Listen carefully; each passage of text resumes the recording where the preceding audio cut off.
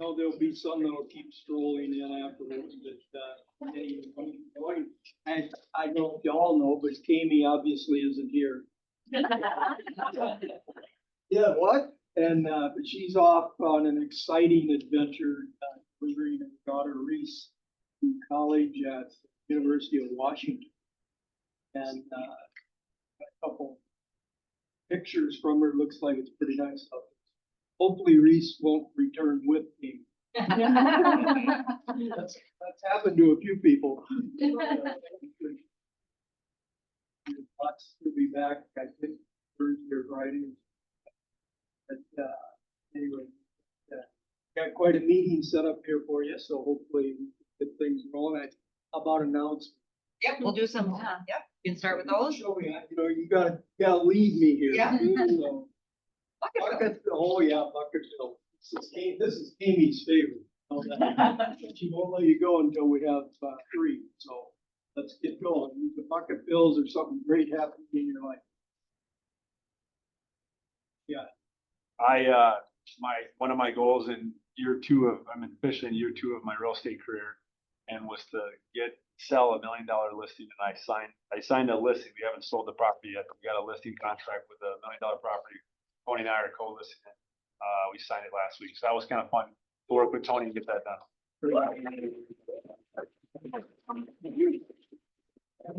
Back when I started, we were thankful to get $100,000 listing, so a little bit different today. All right, anything else? Let's go. Something else. Colleen, you look like you want to say something. Oh, I always have something good to say. I would just like to Bucketville Sherry. Sherry has quickly become an expert in real estate. And before she was in real estate, she was excellent at people and integrity. And it's been an honor to watch her growing in her career.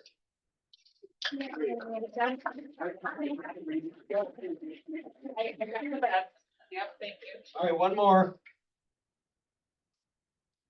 Yes. I linked to Bucketville Rachel. She did a showing for one of our team's buyers, and it ended up being like an hour and a half to get there. That's normally 25 minutes on a Friday evening. So I like that there was for doing that.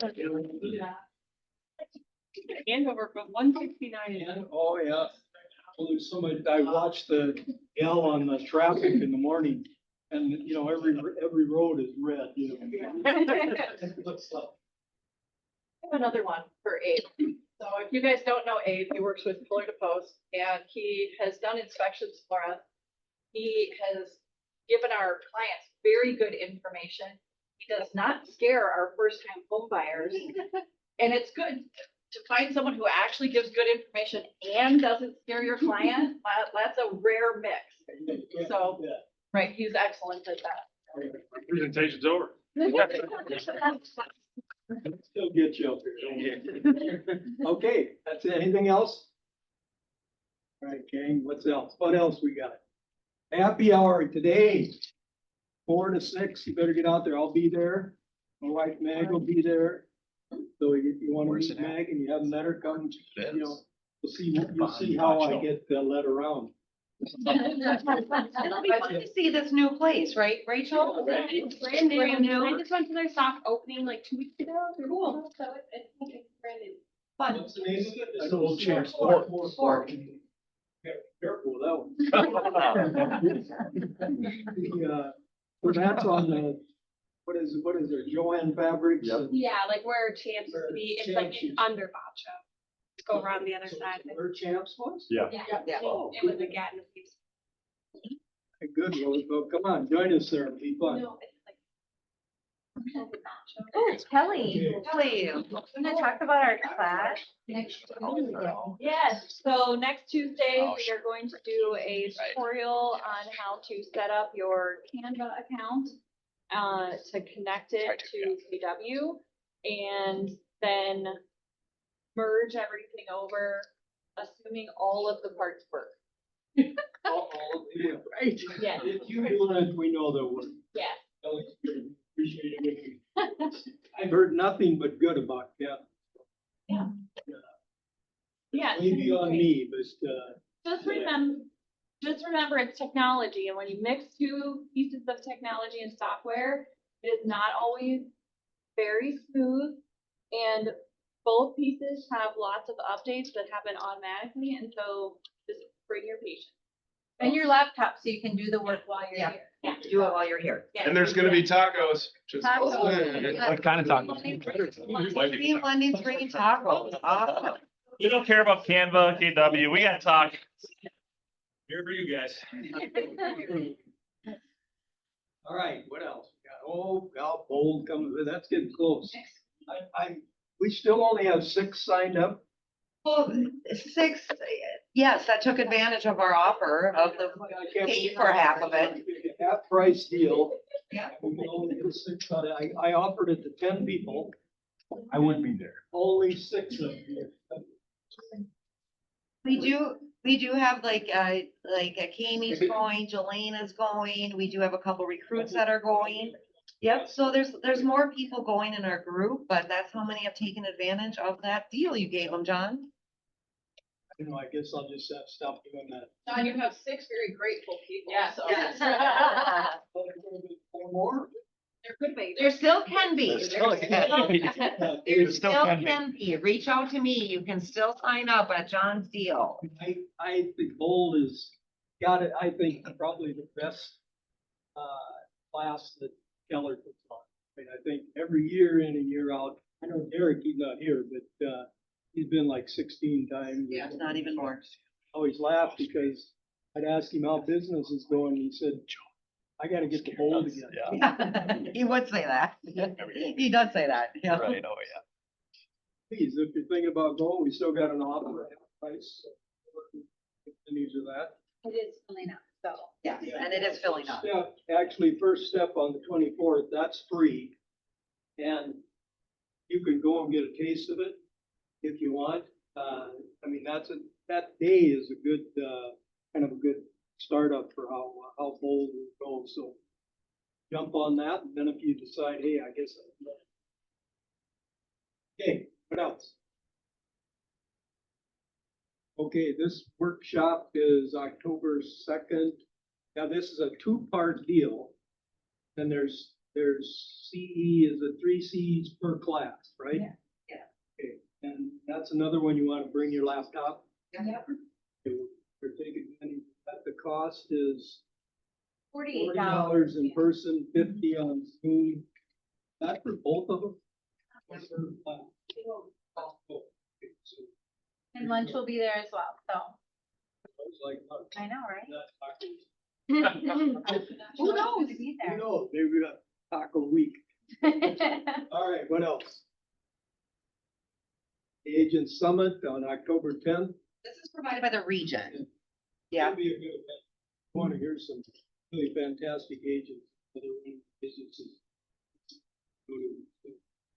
Cost on that's $169.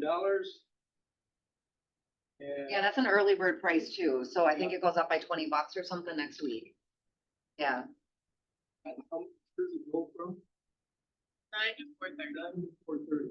Whole day of it. and there's 4 different speakers. Okay. It's gonna be pretty cool. We'll send that out in an email too, so you have more information on it. All right. Oh, yeah, Kami's so excited about this. Our holiday parties, never too early to talk about. Save a date. Versions again, on December 4th. Start about 6 o'clock and go till whenever. But there'll be, they say light hors d'oeuvres or whatever. It's like a meal. Yeah. Some special things there too, so you wanna come enjoy it. All right. Who's going to family reunion? Oh my goodness. Look at there, I'm up there. Yeah. Look at that picture. That's the first picture I've had that isn't 25 years old. We need to have you guys join us. We had last year with the band, we had like 20, 25 people. Yeah, it was so much fun. It was just so- Actually, learn a lot. So please think about that. It's in Atlanta. Is that right? Yeah, Atlanta. What are the dates again? 11? It's like Yeah, February 11th. Sorry, I should put that on there. But I also just want to point out that John's giving away money for this and only 2 people have signed up, so, for that drawing. We got time, we got. 500 to the first 10 go into a drawing and only 2 people have signed up so far, so 50-50 right now. Shot right now. An early Yeah. bird special for this too, right? When does that? The early bird special changes, I think, in after I next like week. 2 weeks ago, it was like 40 days left of it, so I like. think in October, like October 1, it switches. It goes up. The 21st through the 24th. 21st through the 24th, so. Oh, Valentine's Day. Not over Valentine's Day this year. Fine. Okay, moving on. All right. Whoa, look at that name. Whoa, I gotta read this. David and I have known each other for 22 years. Been kicking around in this real estate stuff. He's kept me out of a lot of trouble. Just to give you, I'm gonna read this.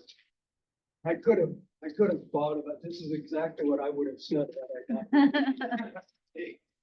He's been, over 35 years of experience in litigation, transactional experience, professional, including real estate agents, brokers, brokerages, areas of professional liability, civil litigation, commercial litigation, corporate real estate transactional work, construction litigation, insurance litigation, real estate litigation, as well as commercial and residential real estate transactional work.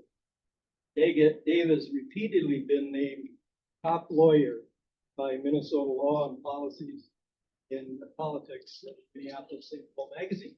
Big deal. Dave has represented clients in arbitration, mediation, court action, trade trials. Every one of those is me.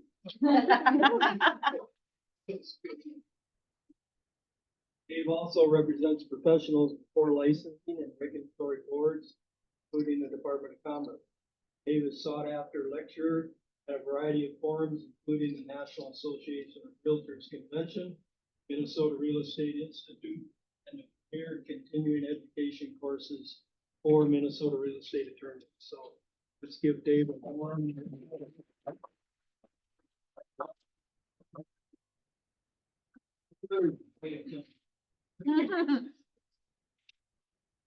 Well, good morning. The reason, that first, big property that John sold for $100,000 was because they were still using horse and buggies back then. That's definitely true. I'm going to talk about 6 things that I think agents typically do wrong or things that they should understand. And if you do these things, you'll avoid some trouble, and hopefully, if you get into trouble, it'll make it less painful. And these are not in any particular order. The first one is treat everybody the same. And I know that sounds obvious, and I'm not talking so much about fair housing, but I'll talk about that in a second. We have a tendency, we all do, including lawyers, to let our guard down if we're representing people that we know. Book club people, friends, relatives, whatever. The moment you deviate from your standard practice, the more likely you are to have issues. So you have a standard practice based upon your training and experience that you follow. And the moment you deviate from that, you open this door for possible issues. So make sure that you follow it regardless. And let me give an example. I represented an agent that was helping out a friend. The friend was selling property as on his own, and he had a buyer. And so the friend goes, listen, we're both unrepresented here. Can you help me put together a purchase agreement that we can sign? Of course, the friend helps. He doesn't get any money for it, puts together the purchase agreement. Then lo and behold, there's a fight between the buyer and the seller about a condition in the property. And guess who they add to the litigation? The agent. And now agent didn't do anything. He didn't follow the steps. He didn't have a representation agreement. He did not have a disclosure statement. He did not have all the things that he typically would have in a transaction. Why? It was a friend. I'd help my friend out. You can't do that. You've got a procedure. You got to stick to it. You don't cut corners. And that is why it's critical. Now, that may occur not so much because of the friend or the person, but the the amount of the property. Now, as funny as it sounds, I had a case up north about a $40,000 piece of property. And because it was so cheap, the agent didn't do the things that they should do, regardless. The things that you do, the standard things have to occur regardless of the price of the property, whether it's $1 million or 40,000. In this case, he didn't. He had a disclosure statement, but he says, it's a dump. So the disclosure statement wasn't filled out completely. And so they blamed him for that. In fact, when he had the inspection contingency, he didn't fill out that portion of the form because he goes, who's going to inspect a $40,000 property? Who wants to spend that much money? All those things he did, he self-inflicted because he's deviated from his normal operating procedure. Now, with respect to treating everyone the same as to fair housing, with fair housing, understand it's not your intent. Okay, that's not even a factor saying whether or not you violated fair housing. It's not even if the act that you committed was intended to be discriminatory. It is the outcome. Is the outcome discriminatory? Let me give an example. I had a case where a lady came into an open house that the agent was putting on. And the agent was busy with other people, really didn't notice them. She, some months later, filed a complaint with Fair Housing with HUD, saying that this agent discriminated against me because she did not greet me like she greeted the other people. And the reason she didn't greet me because I was black. Now the agent goes, I don't even remember the woman. I don't remember the context. I don't remember her being there at the open house. It doesn't matter. What is the impact of that? The impact was she felt like she was not welcome. Now, the problem with the fair housing complaints is their representative is the federal government. These are employees of HUD that represent that complainant. And as a result of that, they have infinite resources. You are at their mercy because nobody can fight the feds when they want to. I mean, we had 6 or 7 depositions. They went through the agent's background, looked at all her transactions to see if she had even a hint of discriminatory behavior. That went on for 1.5 years over that.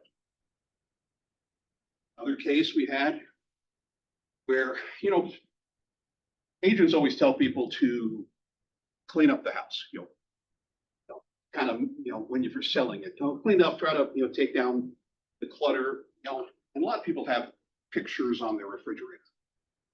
Well, this one couple, they were selling their house, they were having an open house, and they had a picture of a middle school dance party that was going to go on for their daughter. And so they had the picture, and it had pictures of people in the dance class. And they didn't think anything of it. Came in that day, they put it up. Well, they had several showings. All of a sudden, about 6 months later, the listing agent, and the family got sued under fair housing. They said because family came in that wasn't Caucasian, but all the pictures on the refrigerator, Caucasian. So the implicit was, you're not welcome here if you're not one of us. That was the impression. That went on for 9 months, federal government representing, and as a result, wound up paying money to this person, that alleged slight. So my point being is always be careful, always make sure that you kind of keep your antenna up, but also understand is these things are going to happen. That complaint was not foreseen by any of the people involved, nor was it intended. But the way fair housing is drafted, the way it exists, and the way it is enforced, these things could happen.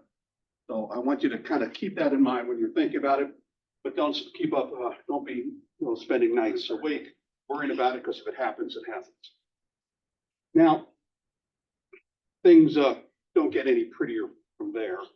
in terms of my list of things. Number two, keep records, write notes, and confirm conversations. In my business, if it's not in writing, it's like it doesn't exist. Don't tell me that you had the conversation with them, because they'll say it didn't happen, and there's usually two of them and one of you, husband, wife. And so against you, and you're going to lose that conversation. Keep things in writing, because you don't want it to turn into a he said, she said. Now, this might feel like it's being pedantic in the sense of, well, why do I have to confirm a conversation I just had? Because if you don't confirm it, you don't have it in writing, it didn't. So, let me give you an example. If you are showing somebody a property and they mention to you off the cuff, you know what, this property is big enough for me to put in a pole barn. Pole barn. That's it. That's all it said. Closing happens. People move in. They decide to put up that pole barn. They find out they can't. Who are they going to blame? Okay. I told you at the showing that I was interested in the pole barn, and you didn't do that. You didn't check on that for me. You should have known. Remember, I mean, it's my intended use. You should have known that I was intending to do that. You need to make sure that if those things come up, if the client talks about an intended use of the property or future use of the property, or what they think the property is going to be worth in 10 years, you need to say, I don't know if you can do that. And I don't know. And confirm that, because if you don't confirm it, okay, the assumption will be is that you heard it, and the assumption is going to be is that you were going to do something about it. Make sure it's absolutely clear you're not going to do that. That's confirming things in writing. Confirm things in writing with other agents. I don't care if it's in text, email, whatever. Can't be smoke signals, and it can't be, beating the drums, but it could be everything that's writing that I can pull out and I can show to the jury, we did this. This is a confirmation of that. It's very important with agents, that between agents, because a lot of those communications are just on the phone. Yeah, we're going to do this, that, and the other thing, and you click and you move on to the next thing.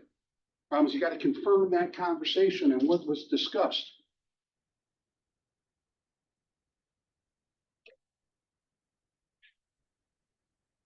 Preserve those information, preserve those records. Make sure that they are tied to the transaction so that if it comes up, you have those records. A question. Yeah, go ahead. As far as preserving records and that. Yeah. In my previous occupation, I was encouraged by attorneys to, if I had a phone conversation that some significant things were discussed. Yeah. That might come back again, like you said, later. To send an email to yourself, that way it's timestamped. On this date and time, I had this phone conversation. This is what was raised in the phone conversation by this person who is this and such and so. Was that something you would suggest? I would more suggest writing it to that person. And the reason is that that person, then it's kind of the ball's in their court. They can come back and say, no, we didn't talk about that. If you write it to yourself, you're still in that universe of, well, I thought I did it and I wrote down I did it, but did I really do it? If you send it to them, I think you're better off. That's okay. You can, maybe it's a person that you wouldn't be emailing. It's somebody else. That's an acceptable thing to do and a good thing to do, because you're not communicating with that. It's not like a client or the other agent. So that's a good thing to do. Yes? Oh, you had your hand up. I didn't. Along those same lines, like if you're putting notes about conversations in like your CRM, right? Like, Yeah. hold on this day, this is talked about, Yeah. that, or, if it's just like, this is what we talked about. That's fine. Record keeping for yourself in terms of confirming you had the conversation is good. And that's helpful for me because it'll back up your testimony at trial. You'll say, well, not only did I testify that I said that, I did a document at that same time and provided that and have that record, and I can provide that to the jury. I'm just saying, in situations when you can confirm important things with the other side, it's best to send it to the other side so they can't say, well, it never happened, or you never had that conversation.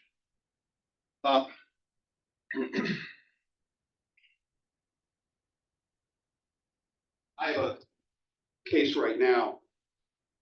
It was a subdividing case. So the seller was subdividing their property. We're going to sell part of it. He's going to maintain part of it.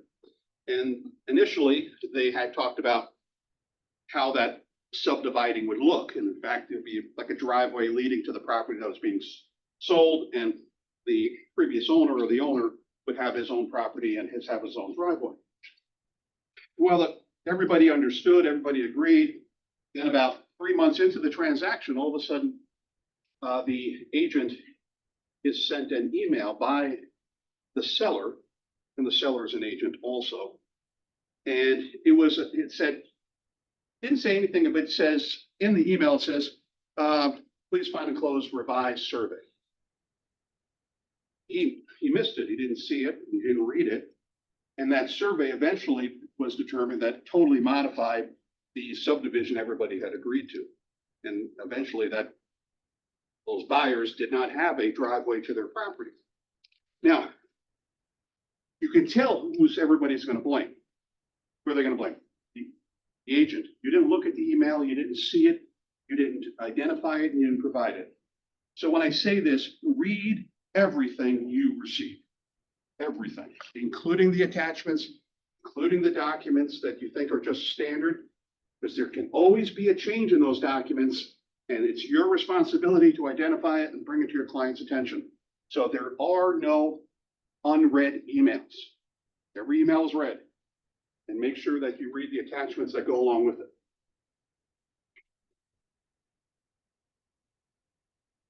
Second, kind of tied to this, go over everything. So that's 3. Go over everything with your client. There are no forms that are meaningless. Go over every form before they sign. Authentisign or whatever document signing program you use leads us to this false sense that we don't have to look at all the documents or go over them with our client. It's critical that you do. I can't tell you how many cases I've handled where the plaintiff says, why just sign what she told me to do? She just said, sign and I don't have to read it, or sign it's not important. Every document has a purpose and every document is important. Make sure that you go over those with them, your client, and that you address their concerns and then follow up in an email or document it in some way that we went through those documents and you didn't have any questions and you signed them all. Okay. Make sure that you can confirm that you had that conversation. I just had depositions yesterday in a case where the person swore up and down that the agent just said, oh, just sign where it says to sign. And the agent swears on a stack of Bibles that no, we had a 2-hour meeting where I went over every single document with them. Well, who wins that fight? There's no document, there's no evidence that you had that conversation with them for 2 hours. And so basically he's going to say, I didn't know what I was signing. And she's going to say, no, he did because I went over it. But then you don't have any confirmation that you did. It's important to have that confirmation because that's the only way that you're going to be able to prove it. What's the best way to have that confirmation? It's basically just an email saying, listen, John, we met at your house, we met on the phone, we met on a Zoom, whatever it is, met for about an hour. I kind of went through the PA with you. You had some questions regarding this. If you have any more questions, let me know. Just wanted to let you know that if you have any other questions regarding this, by all means, give me a call. Confirming that you had the meeting, confirming that if you answered all his questions, so that later on he can claim that meeting never happened. This is one of my funnest topics, is snakes. I've got a lot of snake cases. A lot of snake cases. Sorry. You know what MLS has those supplemental disclosures that you can put on. You can put on the seller's disclosure alternatives. You can put on supplemental disclosures. You kind of load them up on the MLS and people can download them. And it's a great thing to do. But in this case, the owner was in assisted living. So the agent was hired by the son to list the property for sale. And the son goes, yeah, my mom occasionally says that there's a garter snake that in the spring, sun themselves on the rocks, but it's never been a big deal. Well, he prepares a supplemental disclosure because the son isn't completing this, the seller's disclosure alternatives. I mean, he's not doing it. He's just basically saying, I'm aware of this fact, I'm going to share it to. And he shared it with the agent. So now the agent has that obligation of disclosure. And so they prepare the supplemental disclosure, they put it on the MLS, and transaction goes through, inspection, all that stuff. And afterwards, the people complained that there were more snakes than they said there would be. And so they brought a lawsuit against the seller. And basically the seller goes, what are you talking about? We told you that, the supplement. So the agent, when they downloaded and sent all the information, the seller's disclosure alternatives and all the documents, sent it to the client and just told the client to sign it, and did not highlight the existence of that supplemental. Because she just basically just went through it and just downloaded and sent it through. That happens more than you think because agents have a tendency to download those information and not look at it. You got to look at it because there might be things that are missing, especially in the context of disclosure statements. Now, I know everybody says the sellers are responsible for the disclosure statement and the agents, listing agent doesn't have any responsibility.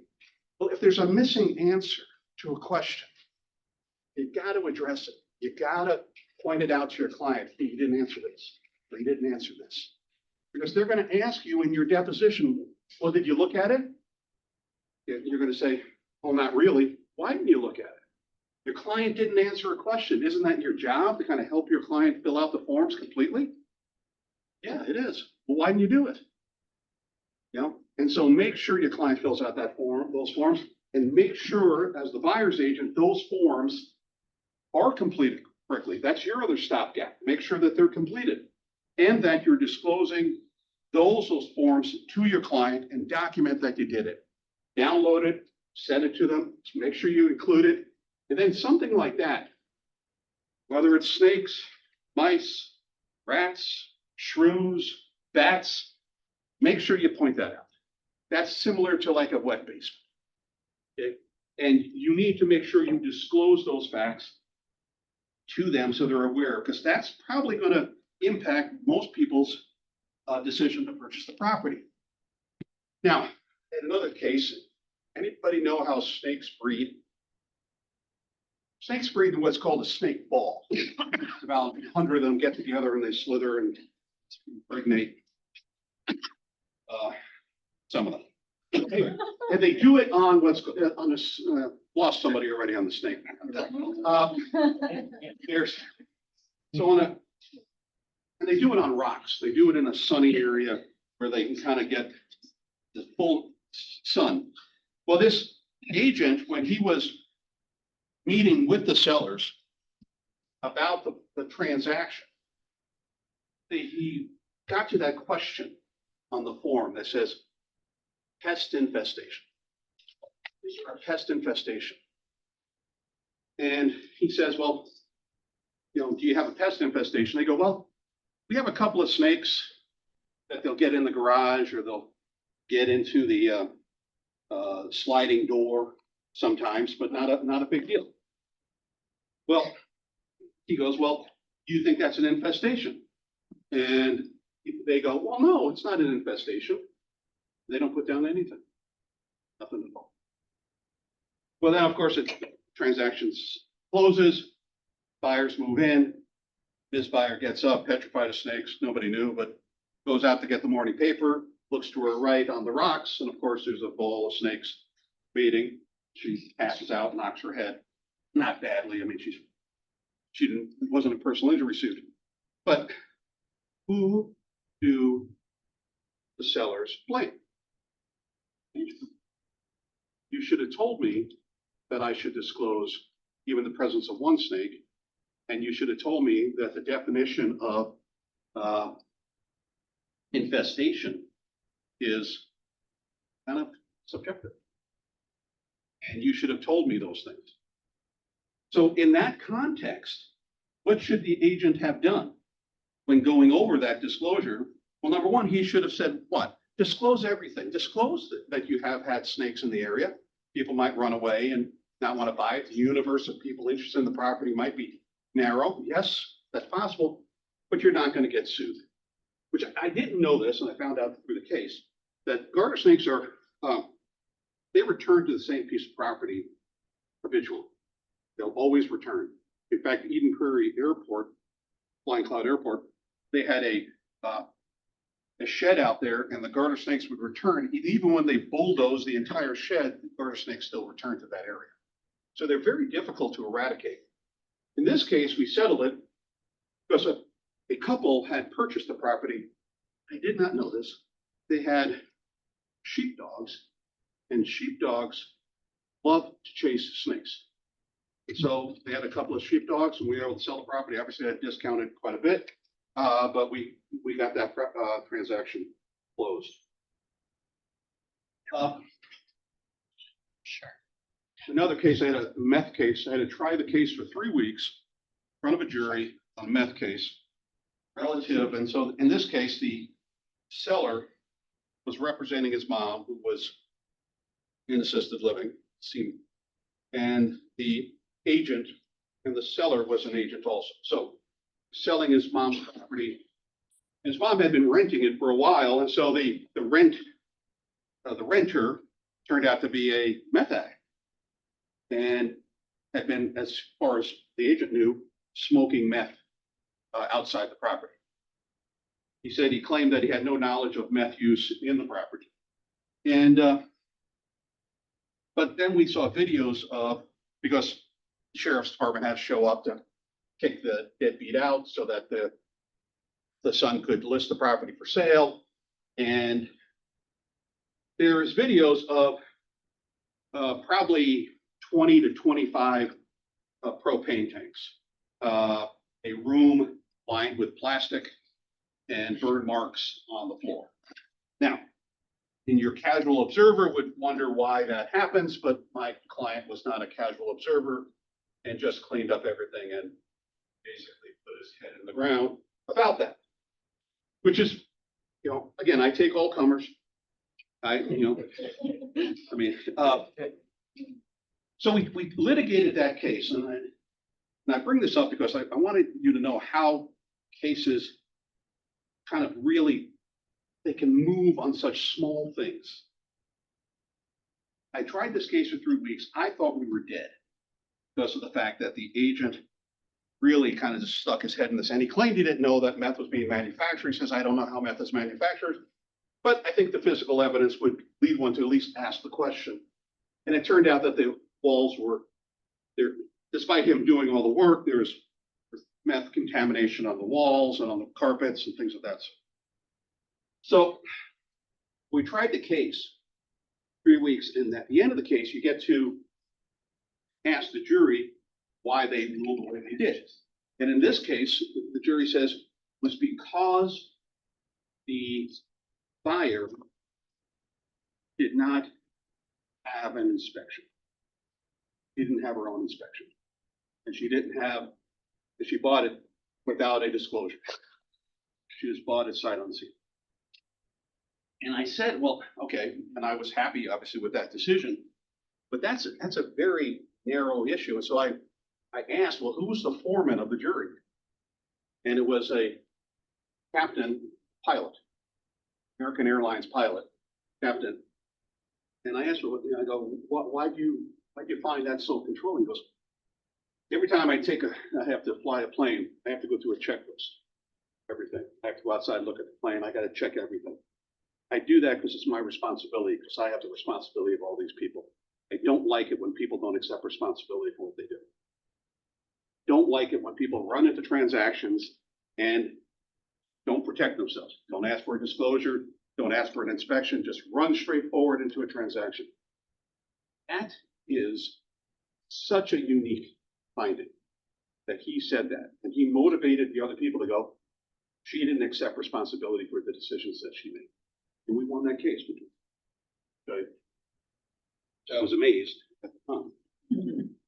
Get that guy on every trip. I know, man. He was, I mean. Number 4, draft like you're writing for a 5-year-old to understand. This comes when you're doing amendments and addendums. I have a case, and I'm not lying about what the inspection addendum, and it says as follows. Everything in the inspection report must be completed by seller. That's it. That's the entirety of that inspection addendum. There are so many things wrong with that, obviously, like who's going to do the work, when is it going to get done, who's going to check the work was done, things of that sort. You need to understand that these documents are going to be reviewed by somebody that's not involved in the transaction if it gets that far. You need to make it so clear that they can understand what you're referring to. Refer to the date of the inspection report. What inspection report and what part of it is going to be fixed and how is it going to be fixed? Who's going to fix it and how are we going to know it's done? I mean, is it going to be done by a licensed electrician or cousin Eddie? Is it going to be done by, when's it going to be done? Now, don't tell me that, well, with the final walkthrough, they didn't complain about anything. Final walkthrough? If there's an electrical work being done, how is the final walkthrough going to help your buyer know that the work was done? It's meaningless to them. They're not going to know if the electrical was fixed as their inspector said it should have been. It's ridiculous. You need to have a time period before the final walkthrough, somebody to go through there and make a determination, has the work been completed? Has the work been completed satisfactory? Because otherwise it's meaningless for the final walkthrough. So for those that are in the journalism area, who, what, where, when, and how. Those are your 5 questions that need to be answered by your disclosure or your inspection addendum. And that if this would apply to others as well. I am presently involved in a case where the agent, who was basically part of a property, was being broken off to go to the neighbor, and then the remaining parcel was being sold. But the agent, when selling the remaining parcel, didn't write in how much of the property was being, cut off, and basically says property is subject to a resurvey, 10 acres plus or minus. Okay. That tells you nothing about what portion is being purchased by the other party. Plus or minus 10 gives you an idea generally, but if the property based upon the city records was 10.7, how much, what is that? What is the exact amount that's being purchased and what is remaining? And we're involved in litigation with respect to that. So I think the difficulty is making sure that while you believe that everybody understood what that meant, your audience is not going to be just the people involved in the transaction. It's going to be, as I affectionately refer to them as, the 6 clerks from Walmart that'll make up your jury, or the 6 people that were not capable of getting out of jury duty. Those people are going to make the decisions in your case and make sure that you make it crystal clear what the intent was of the parties.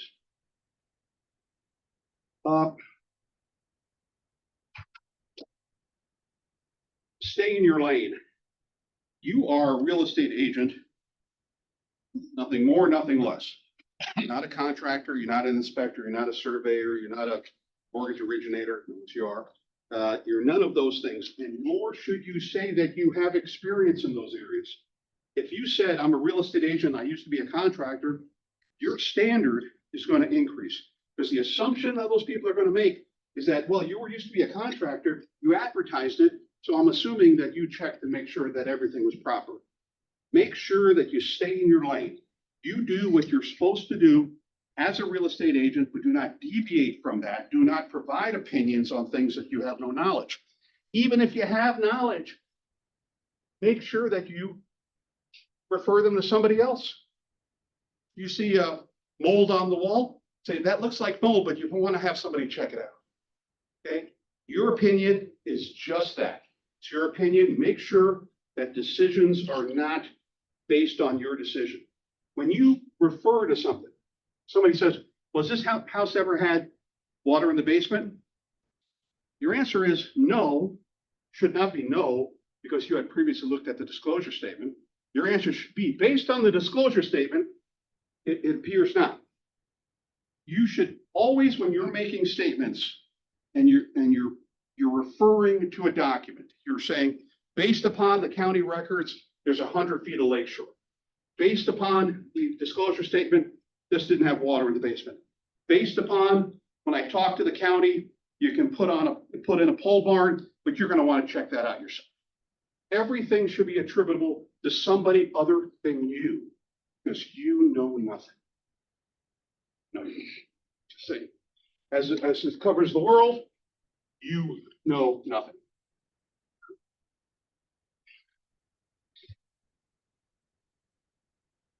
Last, rethink arbitration. How many of you agree to arbitrate in your purchase agreements? Okay, anybody else? Agree to arbitration? Okay. Why do you agree to arbitration? In our purchase agreements? Yeah. No. He looks over at me. I'm looking at John, you know? Give legal advice. Yeah. No, I'm not picking on you. I just, You can pick on him. He's a great person to pick on. Yes. There's people that do arbitration and a variety of reasons they think it's fast. They think it's good for their client. And I always say, well, you understand there's a line there for you to sign. If you had to do what your client wanted you to do, they wouldn't have left a line there for you to sign. Just be if the buyer and seller signed it, you're along.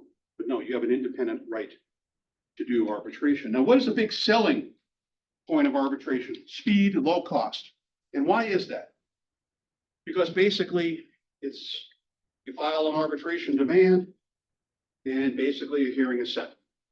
There's no investigation, discovery, motions, all those things are gone. It leveled the playing field between the person and the agent. Playing field's level. Now, how many of you have sued somebody in arbitration as an agent?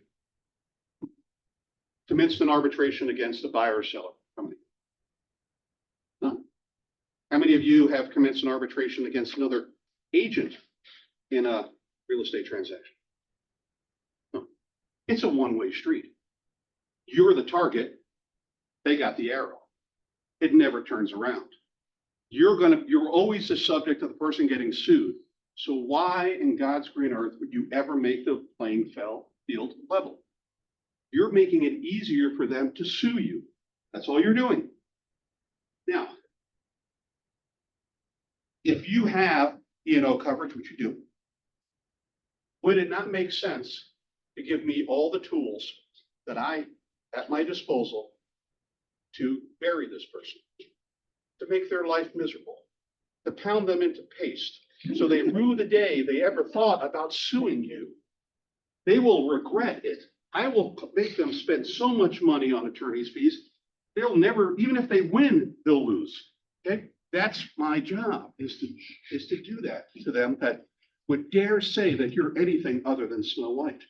Okay, you are the perfect. Everything coming out of your mouth is the utter, unblemished truth.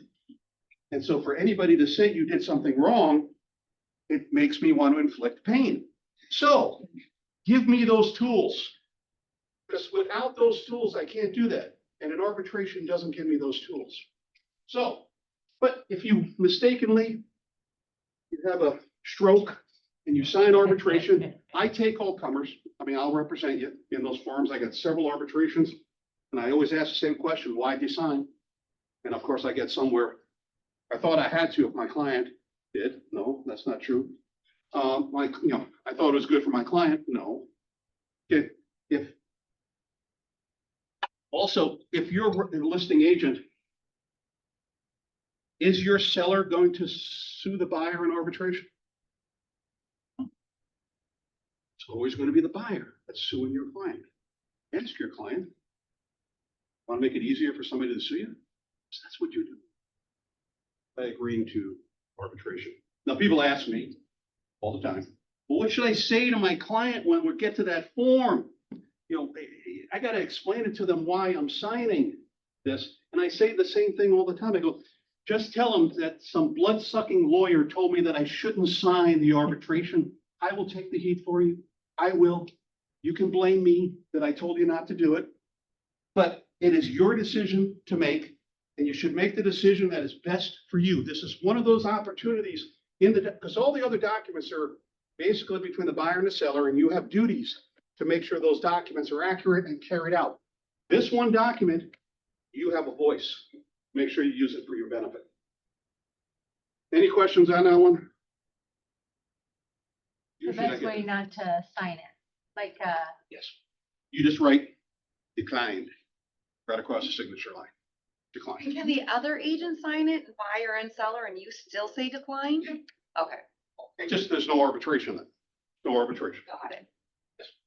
I just started asking I'm asking if this is okay. I've started asking my clients if they really want to give up the right to litigate. That's fine. Yeah, because that's exactly what they're doing by signing arbitration. There's a line right on it that says, by signing this form, you're giving up a right. So I just That's tell why my I read that clients, to them. I'm like, Yeah, I there just is. tell my clients, I don't like to give up my rights before I need to. So. Just to clarify your answer to Heather on, if any, so if you got two sellers, two buyers, two realtors, right? If any of them don't sign arbitration and there's any dispute related to the transaction, regardless if it's between real estate companies or then there is no arbitration. No arbitration. Even if the buyer wants to sue the seller and the agent doesn't sign. Still, it requires all the signatures. Absence of one signature voids the arbitration provision, and everybody will be going to court if they want to follow it. Something to keep in mind. That's a good question. People can commence arbitrations against you for an arbitration fee of about $1,500. Okay, they could do it themselves. I got several pro se claimants bringing claims against real estate agents. But what is one of the biggest deterrents to people suing you? I have to hire a lawyer. That lawyer is going to cost money. That is a tremendous deterrent. And you give that up when you agree to arbitration. So it is critical that you consider whether or not you want to make the playing field level, or do you want to use the tools that would prevent somebody from bringing actions against you? I'm out of time, but I just want to mention something about the Department of Commerce. Okay, Department of Commerce, AKA Satan. If you get a phone call, understand from Department of Commerce, it'll come out of the blue. They'll call you and they'll start saying, this is Tim Knaus from the Minnesota Department of Commerce. There actually is a Tim Knaus. And I want to talk to you about XYZ transaction. Okay, your answer is, hi, Tim. I've been told by my broker that if I'm going to have commerce calls, I have to tell him and we'll give you a call back. Click. That's it. Nothing more. Do not get engaged in a conversation with commerce about a transaction that more than likely you're not going to remember. Things are going to come out of your mouth which are not true or half true or whatever. Department of Commerce records every single phone conversation. They got you on the phone, they're recording. They record me when I call them. Okay? So you never want to talk to them until your broker, with your broker, and you have the transaction. Now people go, well, I don't know if they're investigating me or just want information. Okay? Your broker will ask the question, Tim, yeah, we're here now. Can I ask you just, are we the target? Is my agent the target of the investigation? Or are we just providing information? They're obligated to tell you whether you're the target. Okay? If you get a email with document request in what's called a Tennyson warning, you are being investigated. Okay, Tennyson warning is your Miranda rights in an administrative proceeding. So make sure that you get that. Basically, go to your broker. Defense of Department of Commerce complaints is under your E&O policy, so you'll get Just know I call him right away. quality time together with me. Under no circumstances whatsoever should you ever go down for an interview or a remote interview with the Department of Commerce without having somebody there with you. And I'm not talking your sister, I'm talking a lawyer or your broker. Okay, because otherwise you're just setting yourself up for failure. They bring you in for an interview, they've already concluded you've done something wrong, and they just want you to confess to it. That's it, okay? There is no, we're just gathering information. No. They're trying to tee you up, say you've done something wrong, and issue, they call it consent order. I'm out of time, and I gotta give these guys their opportunity. I'll be here. That, according to my son-in-law, is a QR code. And he says if you scan this, you'll have my contact information. So just, and by all means, please do it, and you can call me, and all our conversations will be, how should we say, kept private. So, thank you very much. Thank you.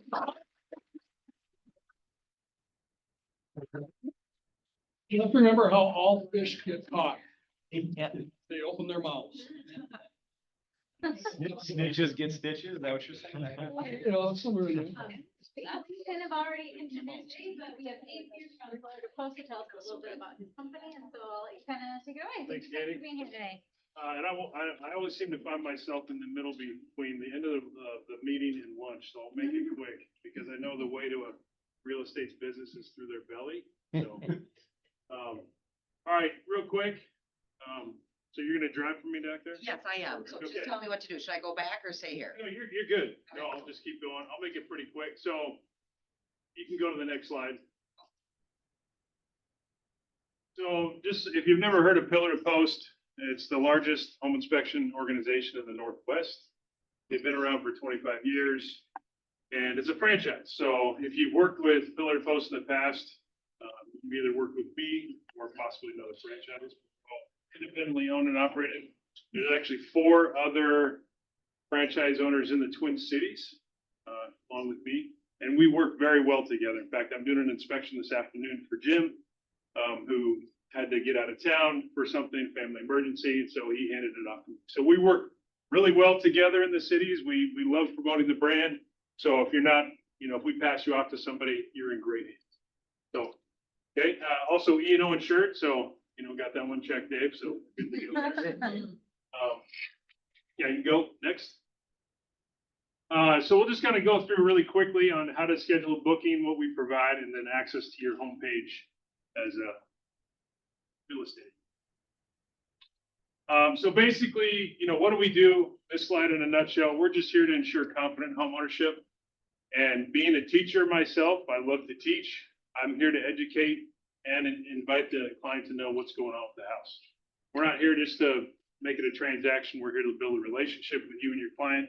We're kind of like, you're the guide, and you temporarily hand that guide off to me, and we become the guide for, 1 hour, and then we hand it back gently and say, this is what's going on with the house. It's not good news or bad news. It's just news. You interpret with your client what that means for you. Okay, next one. And then for real estate agents, we're just here to make you guys look good. Thanks for the shout out, Colleen, earlier. We're here to make you guys look like rock stars because you've trusted us to do the inspection, and we take that trust very seriously, and we want to handle that transaction nicely. Of course, we're not going to compromise our integrity. We're just going to present the information. So that's what we're here to do, make you look like a rock star because you trusted us. Next one. Okay, going through the products and services we provide. You can go. So we've got 3 packages. Plus, which is basically your budget-friendly package. Premium, which has some pretty cool features that I'll go into here shortly. And then Prestige is used very sparingly. It's like the elite of the elite. If you've got someone that's got severe health issues, we do a full characterization of the allergies in the home and a mold test as well. So that's like if you've got some serious health concerns, we're gonna. And I talked somebody out of the Prestige just this week. They're like, I think I want the Prestige. I'm like, okay, let me explain what you're getting into. So we talked them down to the premium because it didn't make a whole lot of sense. Not here to do a money grab. It's, we want to do what's right. And I'll offer, if you want the budget friendly, just the kind of the brass tacks, then go with the plus, for sure. So I don't know why this slide continues to do this because on my computer it looks right. So we offer radon, sewer, bowl testing, chimney, water testing, and sewer scope. Okay. You guys sub out that work or is that in-house? We currently sub out the chimney and the sewer. We partner with Drain Busters and another gentleman named Miles Ahead. Miles Ahead is a former Drain Busters employee and he's done thousands of sewer scopes. So we currently sub that out. Potentially in the future, we're looking to do the sewer scope in-house. Good question. Okay, let's talk about the homepage. So you as an agent, you can go next. So on the homepage, you've got your own personal dashboard as an agent and as a client. So anytime you do an inspection with us, every inspection you do is going to be on your dashboard and you can just bookmark that. So every single inspection, if you do, 20 inspections, they're all going to be right there. Next. Then the client will also have their own dashboard. Of course, they're not going to see all your inspections. They're going to only see their own or any, like we're doing another repeat for a person this Friday. So they'll see both inspections on their dashboard, but typically that's not, and we're offering them a discount because they're coming back and he's doing another mold test and another radon. And I'm like, okay, let's see if we can help you out here because that's a pretty expensive inspections. Go ahead. And we've also got free onboarding. So anybody that signs up for an inspection will get, we have a concierge service that helps them hook up utilities. If they're kind of new to the area or new home buyer, I don't even know who to call to hook up my internet. We provide that service completely free. And they will actually be on the phone with them for 30 to 40 minutes and call Excel Energy together, set them up, and then call, the city to hook up the water. So we kind of help them with that to move on board. Next. Okay, going into the home inspection details. So every inspection comes with a 360-degree virtual tour. And then with that virtual tour, each defect that's called out in that particular room will be on the right panel. And this is something that someone could send to anybody in the family. Hey, Uncle Tim, here's the home I just bought or I'm getting ready to buy, and they can take a tour. And it kind of saves you a little bit of time to having to go back and revisit the house. So we like that feature. Next. Also with the premium, if you upgrade to the premium, they'll get a measured floor plan. I know a lot of times folks already have that in store, but when I see someone, what I love to do is they book the premium and they're like, well, we're just going to hang out and measure. I'm like, don't worry about it. Already taken care of. It'll be coming with your report. So that's kind of a nice feature. Next. And then also with the premium and the prestige, they're going to get what's called a home appliance inventory. So it'll be actually, we take pictures of all the data plates. And every single appliance from the water heater to the microwave, the furnace is all going to have the age. It's going to have a user manual right here. They can watch some videos on how to use it and if they need parts to purchase. So that's going to come with the premium prestige. Next. Oh, and then also if you're on the selling side, we do a market ready inspection. So you can go next. It's the same thing as a normal inspection. Just gets you ready for the market. And it helps the owner identify what's going on with the house. It includes everything that we include in the normal process as well. You can go next. We also do a standalone virtual open house. So if you want that 360-degree tour that I mentioned earlier, you can just do that as a standalone. And we take all our pillar to post logoing out of there because I think sometimes when you post it, some of the online posts like Zillow, they don't want any logos in there. So we remove all that information and we do that if you need that. We provide a QR code or a link and they can take a tour of the house. This is just a little bit more about that virtual. We use these 360-degree cameras.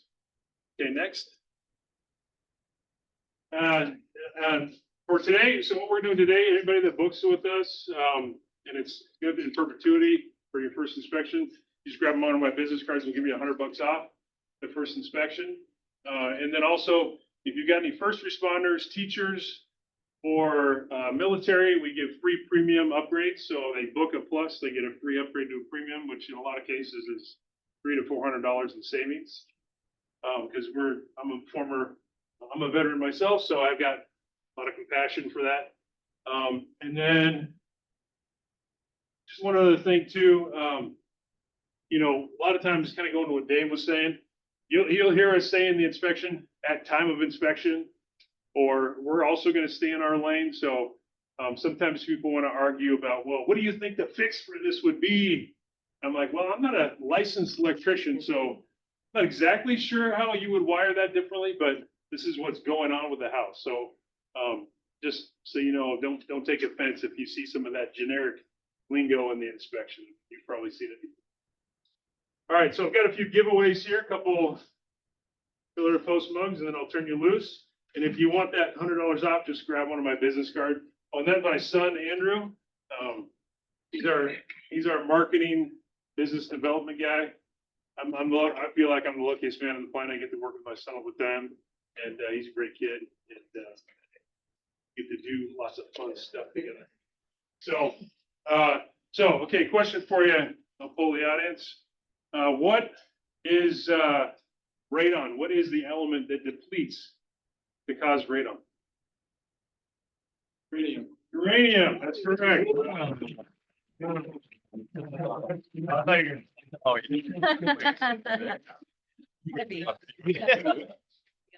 All right, who can name 3 types of sewer? What am I thinking here? The types of sewer, what are they made out of? Products. What are the products that are used in sewers? 3. Clay, cast iron, and PVC. Very good. You would have got a bonus point if you had said orange bird, but Oh, there you go. if you don't know what that is, ask your fellow agent, they can tell you. Anyway, so that's it. Have lunch. We'll be sticking around if you have any questions. Just one quick, do you, like I talked about, when you have an inspection, you This is the time where I hang up right now. Yeah. You do an inspection, you do a report, the agent does an inspection addendum, work gets done. Do you ever come out and see if that work got done? Great question. So we will come out at free charge. If you book with us, we'll come back out and recheck the finished work. So if you need us to come update the inspection and or just validate through an email, yep, the work was completed. We do that actually frequently with gas leaks. So we'll check, have our gas sniffer. We think that there's a leak, they'll get it fixed. We'll come out and check it, no charge. We do that constantly. Spiders and Right.